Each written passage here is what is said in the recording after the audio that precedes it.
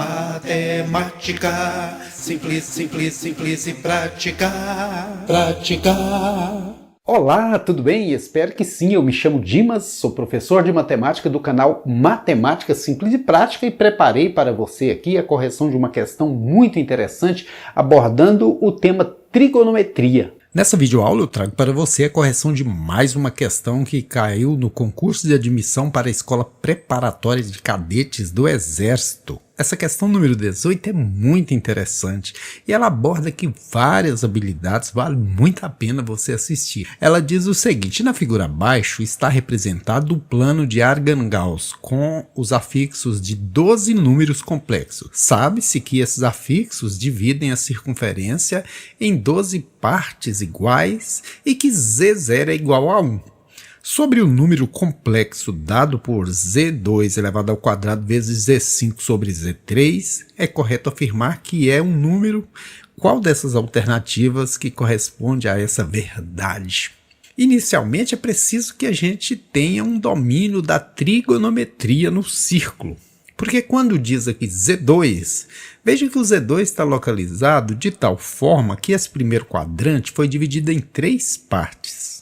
Vou até criar um triângulo aqui, apontando para o Z2. Esse ângulo tem quantos graus? Basta saber que cada quadrante tem 90 graus. Se você divide ele em 3 partes iguais e pega 2, o ângulo vale exatamente 60 graus. Olha, nesse triângulo eu posso chamar esse Y de cateto oposto. O que é cateto? O lado pequeno do triângulo, a hipotenusa é o lado grande, oposto porque está do lado contrário dos 60 graus. E o raio aqui mede 1. Por que eu posso afirmar isso? Porque diz que Z0 é igual a 1. Na verdade, antes da gente falar de trigonometria, a gente tem que falar de números complexos. O que são números complexos? São números que podem ter uma parte imaginária. Aqui nós temos o eixo horizontal que representa os números reais e o eixo vertical que representa os números imaginários. Se aqui diz que é igual a 1 e não tem i, é porque está nesse eixo que não é imaginário, no eixo dos números reais. E se daqui até aqui mede 1, o raio é 1 em qualquer sentido, porque essa parte aqui é o raio. Se Z0 é igual a 1, é porque o deslocamento nesse eixo horizontal foi de 1 raio. Então, um raio também, que é a hipotenusa desse triângulo, tem valor 1, certinho? E eu posso afirmar que o seno de 60, que é cateto oposto sobre hipotenusa, porque seno é cateto oposto sobre hipotenusa, se você dividir o cateto oposto pela hipotenusa, você acha o seno, mas na verdade o que é seno? É o deslocamento para cima e para baixo. Simples assim.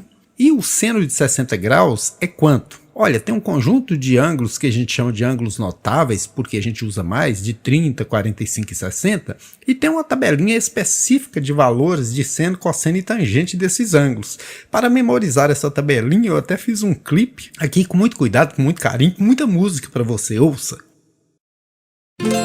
Venham todos aprender de um ângulo diferente, o seno e o cosseno e também a tangente. E os ângulos notáveis vamos memorizar de uma forma prática, você vai precisar.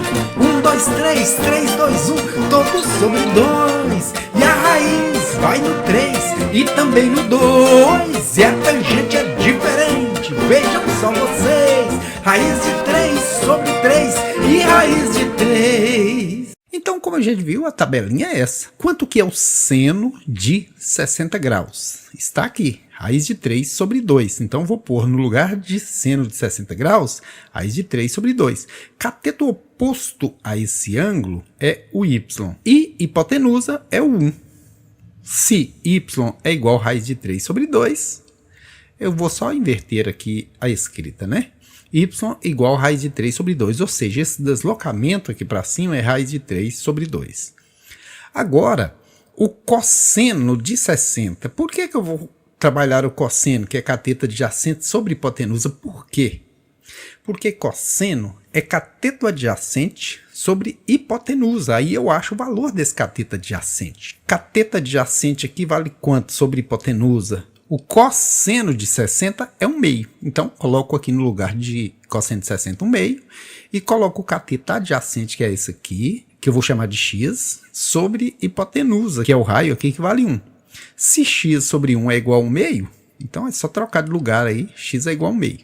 Assim eu tenho o x e o y, eu posso voltar e escrever o Z2 aqui, a parte real dele é 1 meio, o x, que eu estou chamando de x, a parte horizontal aqui, é 1 meio, e a parte imaginária é raiz de 3 sobre 2. Veja que quando eu procurei o valor de y, que é o subir e descer no eixo imaginário, deu raiz de 3 sobre 2.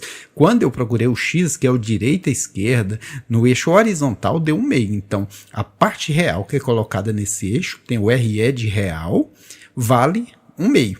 A parte imaginária que é colocada nesse eixo dos números imaginários, vale raiz de 3 sobre 2, certinho? Então está escrito aqui o Z2. Agora eu vou escrever o Z5. Olha, Z1, Z2, Z3, Z4, Z5 está aqui. Eu uso olhar aqui da seguinte forma, a distância que esse ponto está do eixo horizontal. Se aqui cada parte é 30, olha, 30, 60, 90, 120, 150, 180. Dos 150 ao 180 tem 30 graus. Então esse ângulo, eu posso trabalhar ele como 30 graus. Ele poderia ser um ângulo de 150 graus, mas na tabelinha dos ângulos notáveis você não acha 150. Por isso que a gente trabalha o 30, porque é a distância que esse ponto está do eixo e dá certinho. Então, eu vou trabalhar nesse ângulo aí, o seno cateto oposto sobre hipotenusa, e voltando à tabelinha, seno de 30 é 1 meio. Então, eu vou colocar aqui 1 meio, é igual ao cateto oposto, oposto a esse ângulo verdinho está essa altura aqui, que eu chamo de y, sobre a hipotenusa, que vale 1. Se y é igual a 1 meio, é só reescrever de uma forma diferente, trocando de lugar aí, né? Porque y sobre 1 é y mesmo. Achei a parte imaginária. Agora eu vou à parte real. Vou chamar de x aqui esse cateto. E vou procurar o cosseno, porque é cosseno que é cateto adjacente sobre hipotenusa. Cateto adjacente é o que está colado no ângulo, que eu vou chamar de x. O cosseno de 30 é raiz de 3 sobre 2, que é isso aqui, que é igual ao cateto adjacente, que eu chamo de x, sobre hipotenusa, que vale 1. Aqui é só inverter também, x é igual a raiz de 3 sobre 1. Achei a parte imaginária, olha, eixo y, seria metade aqui do raio, né? E achei a parte real, que é a parte x, raiz de 3 sobre 2, porém, veja que esse x está do lado negativo aqui, para a direita positivo, para a esquerda negativo. Então, eu preciso colocar que o Z5 é igual a menos raiz de 3 sobre 2, porque esse x está do lado esquerdo. Sempre que estiver do lado esquerdo aqui em relação ao eixo horizontal, é negativo. Então, achei a parte real. A parte imaginária, que está ligada ao sobe e desce aqui do eixo imaginário, é quanto? É 1 meio. Então, eu vou pôr i sobre 2, ou 1 meio de i. Assim, eu já tenho o Z2 e o Z5. Falta agora o Z3. Olha o Z3 aqui. Aí, basta eu olhar o seguinte. Com relação ao eixo dos números reais, ele está no centro, na origem. Então, é 0. Não aparece parte real. Agora, com relação ao eixo dos imaginários, ele está aqui em cima. Então, é um raio inteiro. Porque o raio aqui, em todos os sentidos, vale 1. Então, é 1i ou simplesmente i. Agora, eu posso voltar nessa fração e resolver. Z2, que é 1 meio mais 3i sobre 2, aqui diz que ele está ao quadrado.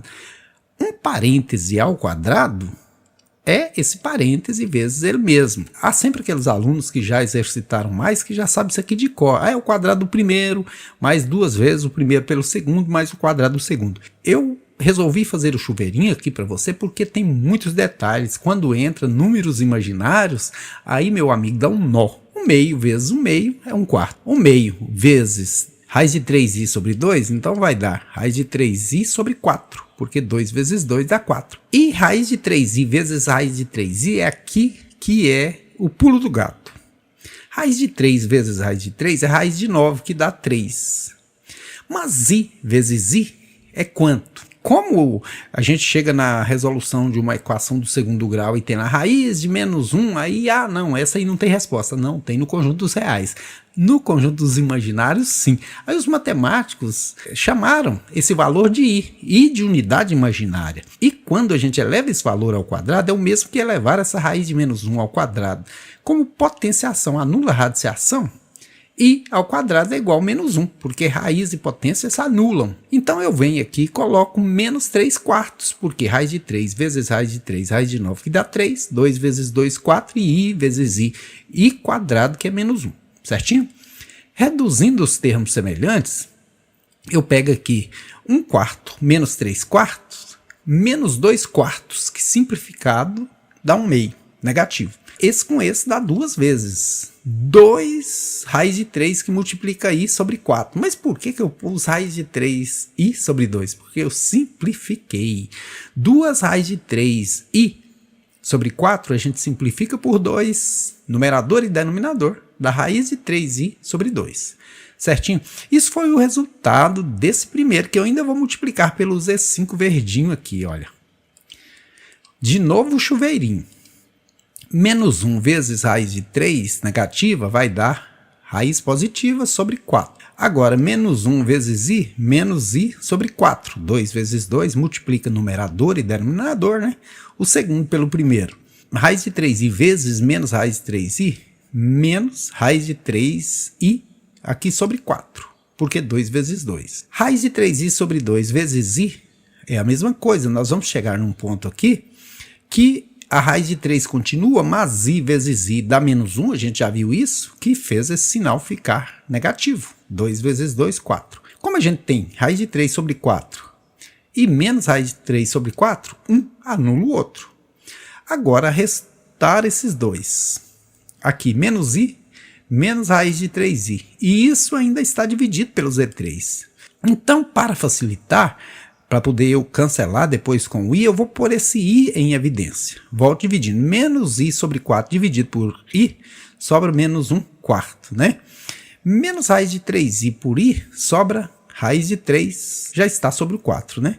Como eu pus esse I positivo em evidência, menos por mais deu menos, menos por mais deu menos. Como aqui está dividido por Z3 e o Z3 vale I, então eu vou dividir por I, pôr na horizontal. Né? Aqui está na vertical, aqui na horizontal, mas tudo é a mesma coisa.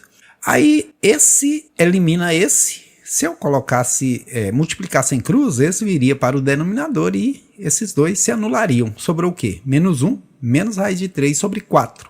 E isso é um número o quê? Isso é um número real e negativo. O que é um número real? Que não possui a parte imaginária diferente de zero. Né? Aqui é um número real, ou seja, não tem parte imaginária, não tem I no meio. O número pode ser real, pode ser imaginário puro, ou pode ser complexo, que tem uma parte imaginária e outra real. Mas nesse caso ele não é imaginário, ele é real e é negativo. Né? Então a alternativa correta, letra A, de até a próxima videoaula. E fique aí com o clipezinho dos ângulos notáveis, feito especialmente para você com todo carinho.